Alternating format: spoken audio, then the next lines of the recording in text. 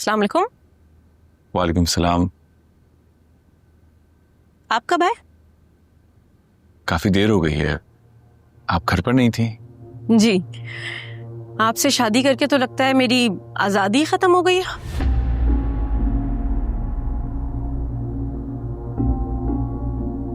पड़ोस में गई थी किसी काम से।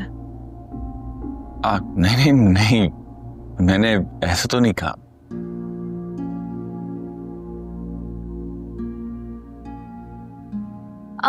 वो फजल भाई ये सायरा से अपनी ज्वेलरी लेने के लिए गई थी, मगर वो घर पर ही नहीं थी। ज़ैनी और शैला कहाँ है? सिद्दीका, अब चाय लेके आओ ना। जी भाई, मैं लाती हूँ।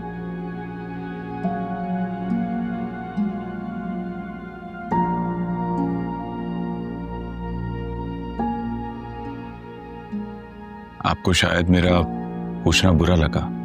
जाहिर है, पड़ोस में गई थी 5 मिनट के लिए, आ जाती वापस। वो तो मुनीरा खाला ने चाय के लिए रोक लिया।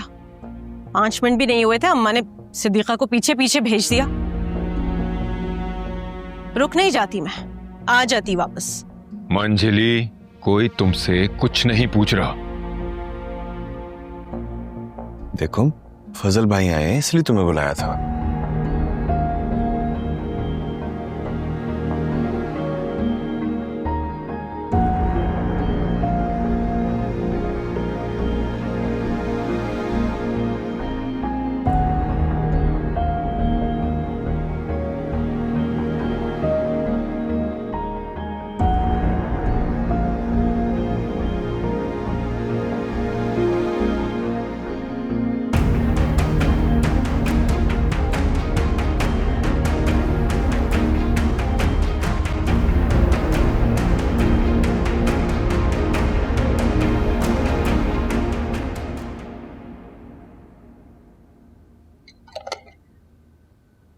उन्हें तो शादी के बाद भी कोई फर्क नहीं पड़ा ज़ैनी बाजी।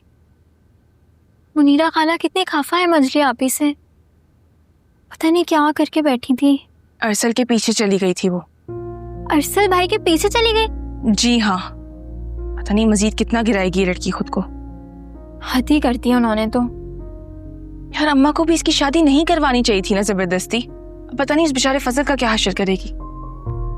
आपको मैं एक बात बताऊं, मुझे तो लगता है कि मंजली आप ये शादी नहीं निभा पाएंगी। सोचे, शादी के दूसरे दिन ही अपने पुराने आशिक को नहीं भुला पाई वो। सिद्दीका आहिस्ता बोलो, तो तुमसे हल्के नहीं बोला जाता। जाओ कप्स निकालो, चाय निकालती हूँ मैं।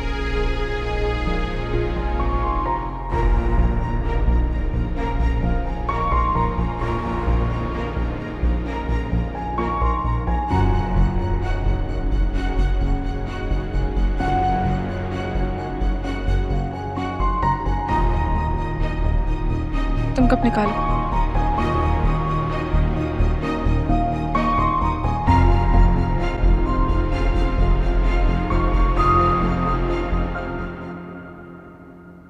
खुदा के लिए मंजली, अपना ये बचपना खत्म करो, बाज आ जाओ।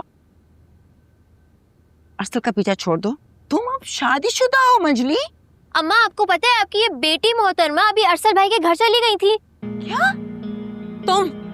तुमने दुनिया में आंख इसीलिए खोली है ना कि लगाई बुझाई के काम कर सको। बेड़ा गौर को तुम्हारा।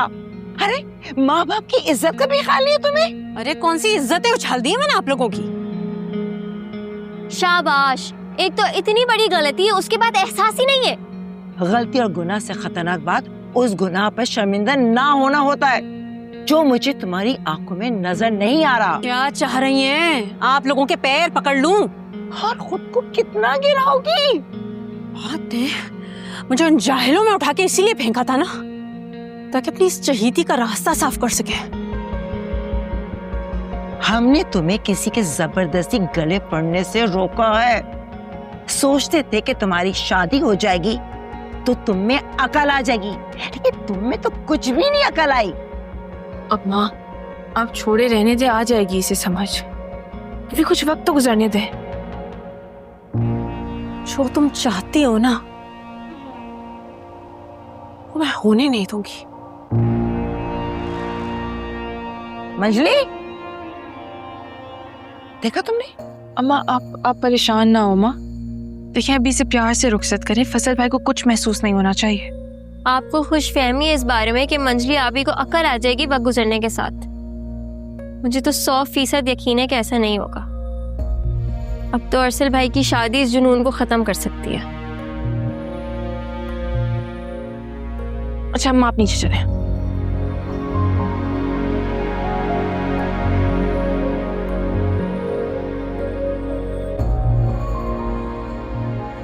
अब बहुत हो गया अरसल।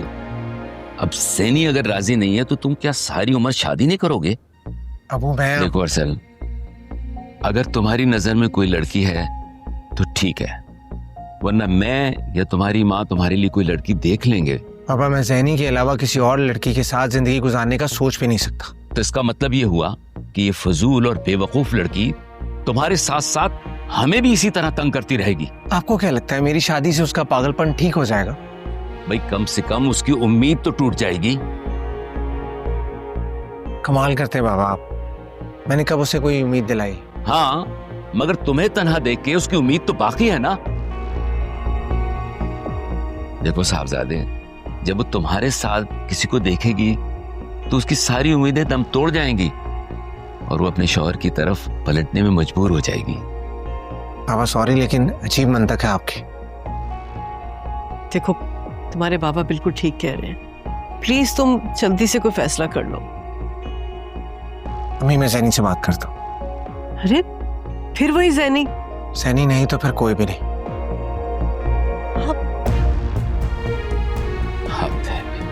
क्या कितना खर्चा हो गया ना इस जरा सी शादी में।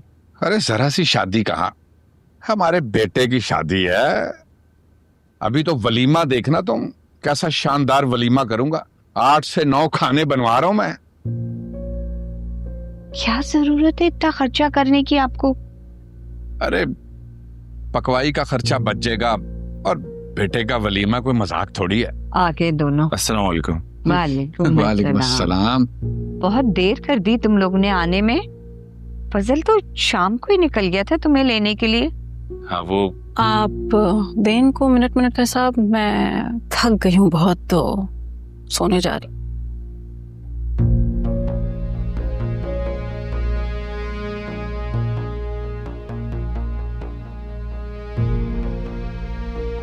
अरे मैंने ऐसे क्या कह दिया था जो उसको इतना बुरा लगा? तुम्हें भी क्या जरूरत थी ये कहने की कि उन्होंने आने में देर कर दी?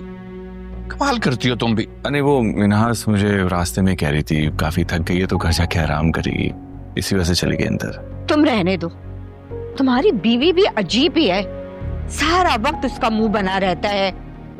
सास ससुर के साथ तो बैठना गवारा ही नहीं है उसे। अरे अब इतनी सी बात का पीछा छोड़ भी दो नेक वक्त। छोटी छोटी बातों को दरगुजर किया करो। और हाँ, बहू के मिजाज को समझ लो, जिंदगी आसान हो जाएगी, उसकी भी और हमारी भी। हाँ बस अब यही रह गया है कि मैं सोच समझ के बहू के सामने बात करूं। हाँ अबू ये मुझे बताइए कि हाँ कल वलीमा है, अगर वलीमे के लिए अगर कुछ हिसाब किताब करना है तो मैं करवा दूं? नहीं बेटा, मैंने सारे इंतजामात कर लिए हैं। जी तुम आराम करो, अब खाने के वक्त उठ जाना, फिर बात करते हैं। अबू जी वो ससुराल में ना काफी कुछ खा कर आया हूं तो भूख नहीं है। मैं जाऊं? ठीक है, चलता हूं।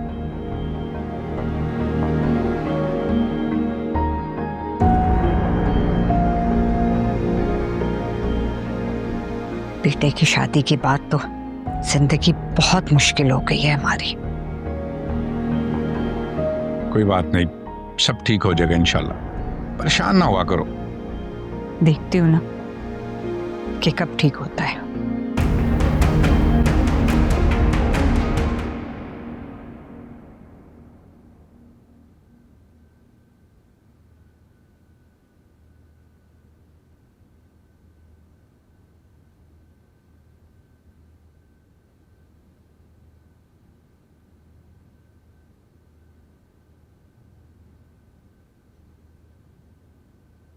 वैसे मेरे माँ बाप की ऐसी बेटी होती ना तो उससे जिंदा गाड़ देते। बेशर्मी की हद है। वैसे शादी हो गई लेकिन सर से इश्क का भूत नहीं उतर रहा। और आप लोग भी इस बेहयाई को बचपने का नाम दे रहे हैं। हैरत है वैसे। अच्छा शैला, अपना मुंह बंद रखो। अम्मा अब्बा ने सुन लिया तो उनको बुरा लगेगा। और फिर लोग कहते हैं कि बहू जो है ससुराल से लिए दिए रहती है। ये कोई नहीं देखता कि ससुराल वाले बहू से बातें छुपा रहे हैं। किसने छुपाया तुमसे? सब पता तो है तुम्हें। रहने दें आप। इतने अरसे तक आप लोग ने ये पता नहीं चलने दिया कि मंजली अरसल को पसंद करती है और अरसल ज़ैनी को। इसलिए छुपाते हैं बहुओं से लोग बात, क्योंकि वो घर की बातें उछालती फिरती हैं। ये कैसा इल्जाम लगा रहे हैं मुझ पे? मैंने कब बातें उछाली हैं? अच्छा प्लीज, मेरा ये मतलब नहीं था। हाँ हाँ, मैं तो गैर हूँ, पराई हूँ। छुपाए मुझसे बातें, मत बताया करें कुछ भी। अरे मैंने ये नहीं कहा, तुम मेरी हर बात का उल्टा मतलब क्यों निकाल रही हो? मैं इतनी बेवकूफ नहीं हूँ कि मुझे आपकी बातों का मतलब ना समझ आए। अच्छा बस करो, तबीयत खराब हो जाएगी तुम्हारी।